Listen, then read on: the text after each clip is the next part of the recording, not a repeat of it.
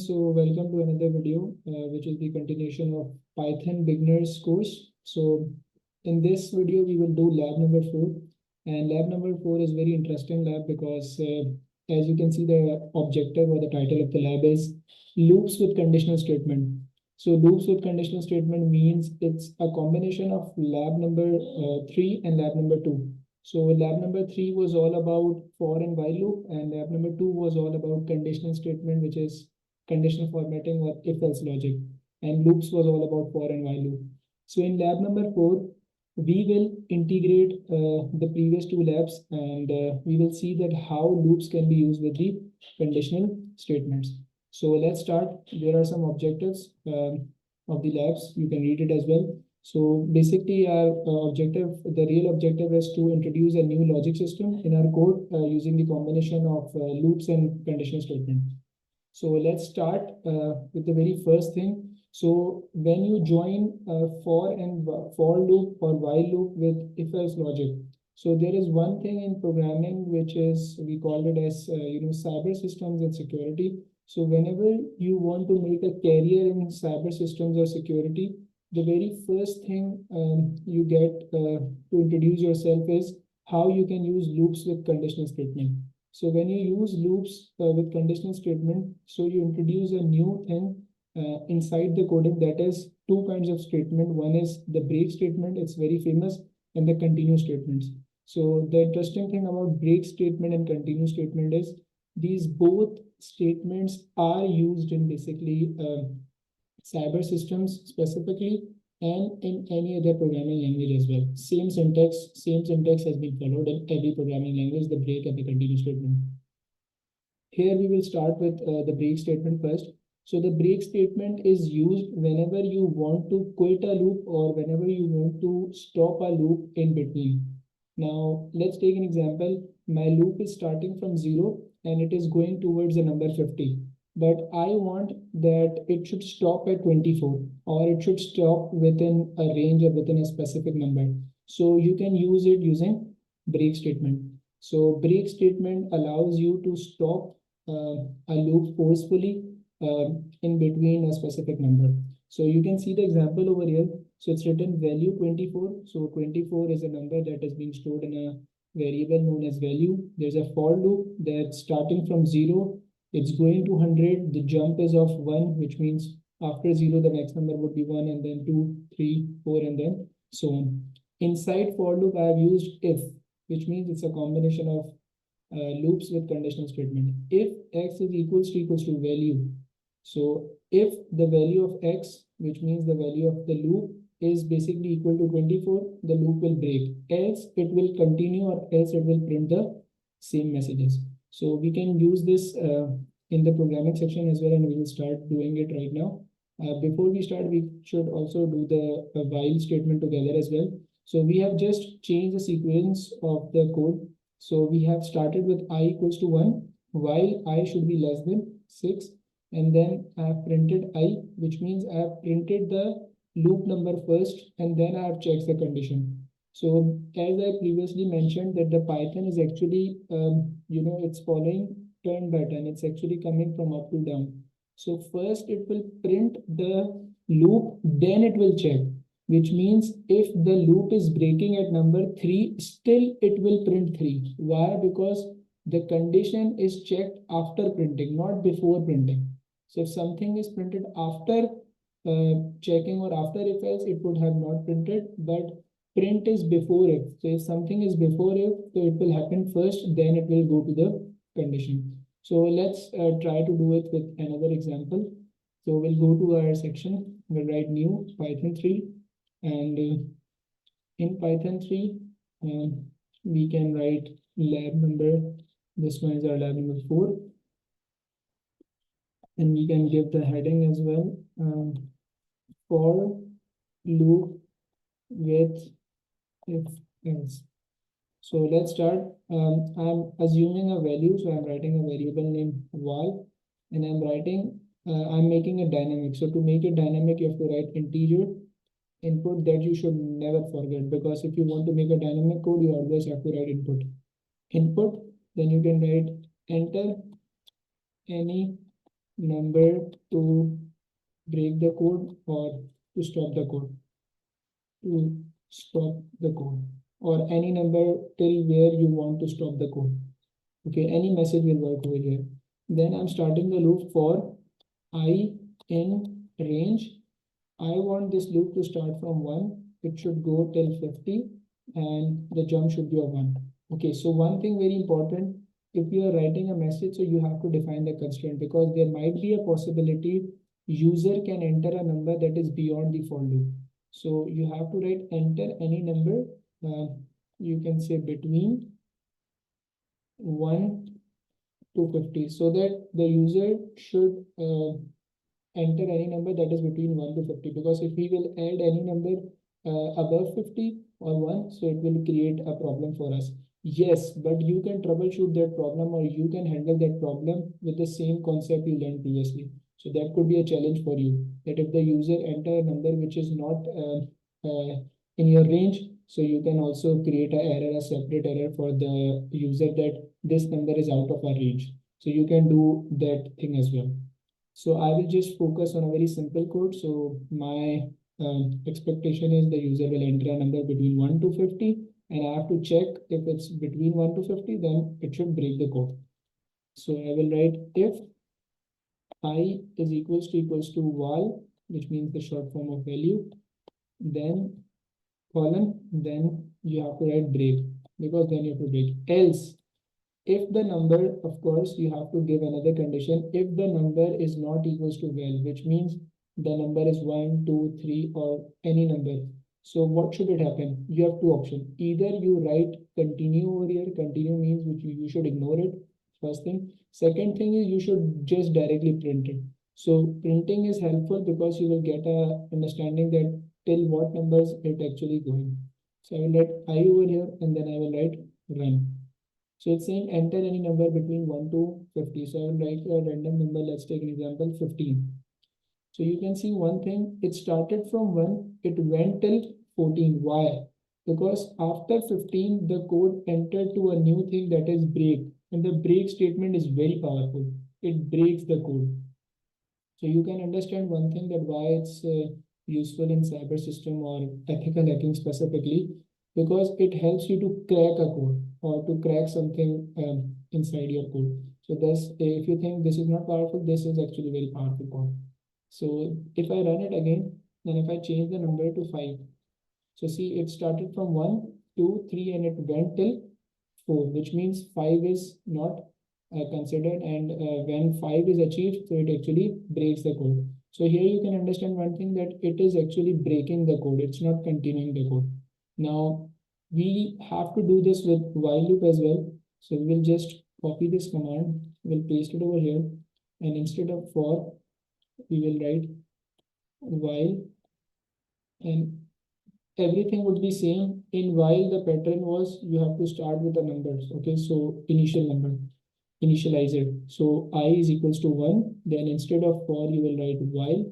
In range is not part of while loop. So while I should be how much? It should be less than. If you want 50 to be the part of the code, so you can write less than and equals to, else you will write just less than. So we follow the same code which is mentioned above. So in above code, it goes till 49, right? So in the same code, in the same manner, this will also go till 49. And the last thing is jump. So I will just remove jump from here. I will put this inside bracket, and then I will add the jump in the else section. So else I will write I is equals to I plus 1. So see, everything remains the same. Only the thing which I changed was, instead of for loop, now I have used while loop. Instead of a final condition, now I have given a separate condition. Instead of final number, I have given a condition for it. Now if I run this code and if I write 5 over here, so see the output remains the same, but there is a problem. If you can see the problem, so in the first code it started with 1, but in the second code it started with 2. Why? Because when it entered the else loop, so the first number was 1. When it entered the loop, so the first thing had happened was it was incremented. So I plus 1, which means it was changed to 2. And how to regain it? You can just change the order of the pattern. So you just write print first of all, and then you write it. So now if you will see, it's the same. So this is the difference between for and while loop. Now there is one more thing in the lab manual which you need to understand is the continue statement. So with the break statement, there is one more thing, that is the continue statement. So the continue statement is used when you want things to be ignored, or you want the things to not to be considered that thing. Let's take an example. I have 50 people in my class, and everyone has a roll number, like one roll number, two roll number, three roll number. I want the roll number 17th not to be the part of our exercise, or not to be the part of our game. So you can do one thing, you can ignore that 17 specifically. So we can just write a code for it using the for loop. So we'll write it from Control C and Control V. This was using break, this was using with continue statement. So you will enter any roll number. So let's take an example. We just change it, enter any roll number. Okay. So the roll number should be between 1 to 50. This is my expectations. So the roll number should be between 1 till 50. So it will start from 1, it will go till 49. If the number is achieved, instead of break, you just have to write continue. That is all. Now if I run this code, I will write 21. Now you can see one thing, roll number 1 is here, 2 is here, every number is here, but there is one number that is, not here in between. That is 21. Why 21 is not here? Because we have mentioned in the code that whenever 21 is achieved, you just have to continue. Continue means which you have when you have nothing to write in the code and you want it as blank. You don't want any operation to be done on that variable, and you want to ignore that specific part of the code. So you just write continue. So continue is an alternative for those who really don't want to write anything in if block, but they just want it to let go, or they don't want it as part of their coding. So if I run this again, and if I write 27, 28, so you can see that after 27, the next number is 29. Why? Because 28 was skipped. Now, if I copy the same code, and if I want to do it using, what do you say, using while loop, so the steps remains the same. You have to start with the initial number, so I is equals to 1. Instead of 4, you will use while. I in range is not, important in this while loop. It should go till 49, curly brackets, parenthesis, and the jump should be in the else section or the if section. Now, this is a very good question. Now, see, whenever you are using break now, so break means that you have to end the code. Continue means it should continue, which means if you are continuing some code, so you have to make sure that the counter should be the part of if as well as else, which means the increment should be in if as well, and it should be in the else as well. So you can write like this. I will write print first so that we can have the same instruction. Sorry, I is equals to I plus 1. Here I forgot to write round bracket, and here before continue I write I is equals to I plus 1. Now see, I don't think so there should be an error. Let's see. Okay, let's run this code. Enter any roll number between 1 to 50. So I will write 17. So you will see that every number is here except 17. Now, what if I forgot to write I plus 1 over here? Let's take an example, the same case which we already discussed above. So see, there will be something you call it as infinity. So you will see that after 16, because there was nothing to do it, because there was no increment. So every time the loop was running 17, 17, 17. It was not moving above 17. So it is like stuck somewhere. And how I guessed it that it is stuck, you can see a star button. So star button means that the program is still running, but it cannot find a proper solution.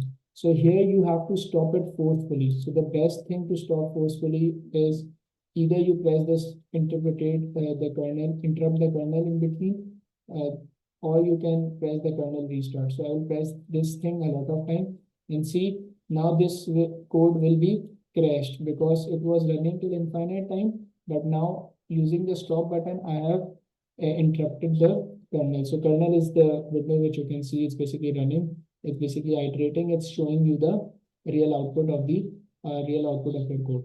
So this is basically how you can use for loops with if else, and using the combination of for and if else, you can integrate break and continue statement in your code to make it more productive. So let's see the lab menu. So you can see all the codes. Then there is lab task, test the above programs, which we have already done. Write a Python program to count the odd numbers and even numbers between 0 to 100. So this is a challenging task. So you have to count all the odd numbers and all the even numbers that exist between 0 to 100. So the answer is very simple, 50-50, because there are 50 even numbers and 50 odd numbers, but you have to use it. So it's a combination of break and continue. Second thing is, the third question is, write a Python program to give user 3 entries to attempt his or her password, else block his account. So you have to ask user password of its account. That could be ATM machine or something like that. But if the user is entering the password wrong 3 times, on the first time you can give him option that still you have 2 attempts. In the second, you can give it still you have 2 attempts. In the third, you will give him like it's the final attempt. And then after the third wrong entry, you can print a message on his or her screen that you are trying to breach or you are not the right person and you are trying to access someone else's account. Any error you can write it on there. So this is a challenge, and let's see who does it first. So if you're done, you can email us or you can write in the comment section. Might be people who are watching this video, they can take help from your code as well. If you have any query, you can also ask in the comment section. So I hope this lab number 4 is also clear to you, and then we will start the new lab and see that's how the complexity will increase.